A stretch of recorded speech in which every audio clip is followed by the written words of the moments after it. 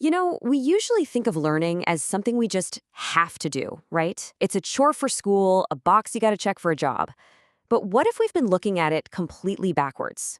What if learning isn't just something we do in life, but it's the whole point of our journey here? I just love this metaphor. It perfectly sets the stage. It's asking us to imagine we're not permanent residents here, but we're just travelers, passing through. And if you knew your time in some incredible new place was limited, what would become the most important thing?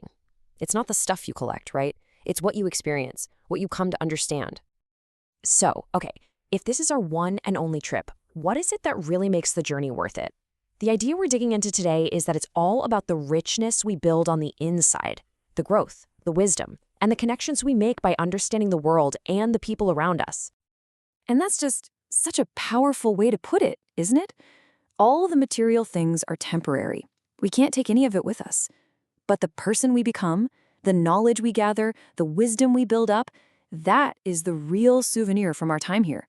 That's the stuff that turns our trip into a life that was truly lived. Okay, but let's be real for a second. If learning is so fundamental and amazing, why does it so often feel like a total drag? This is where we hit a major snag. Because somewhere along the line, for so many of us, that natural, joyful spark of discovery gets twisted into something else completely. And here's the tragedy of it all. Our formal systems, schools, you name it, often take our natural curiosity and use it to pit us against each other.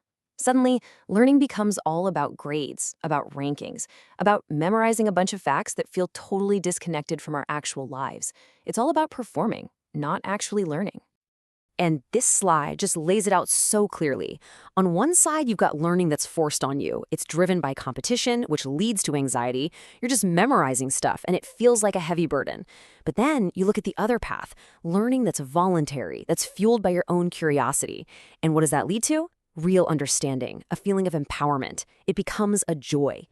So, what's the fix? Well, it's up to us, really.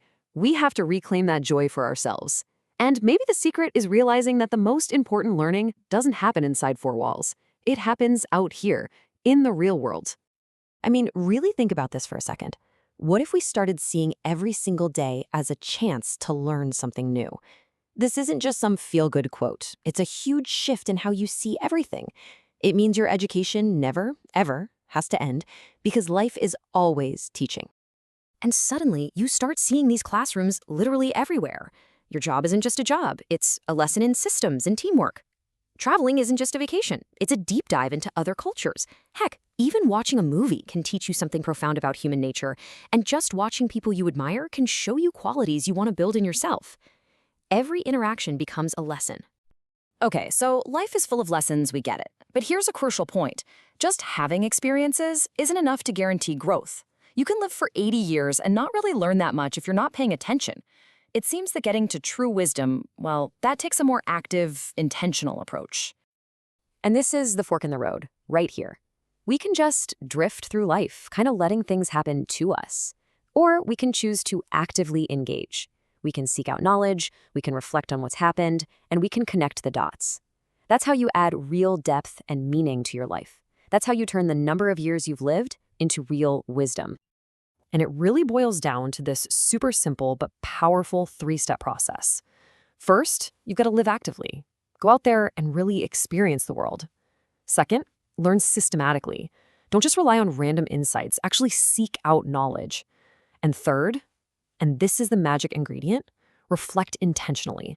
This is where you mix your life experience with your knowledge to create actual wisdom. And that, right there, is the secret sauce. That's what wisdom is. It's not just about getting older. Come on, we all know people who have aged but maybe not grown wiser. Wisdom is what you get from this active process. It's what happens when reflection turns your experience into deep understanding. Without that, you're just getting older, not growing. So, you do all this. What's the ultimate reward? What do you get out of it?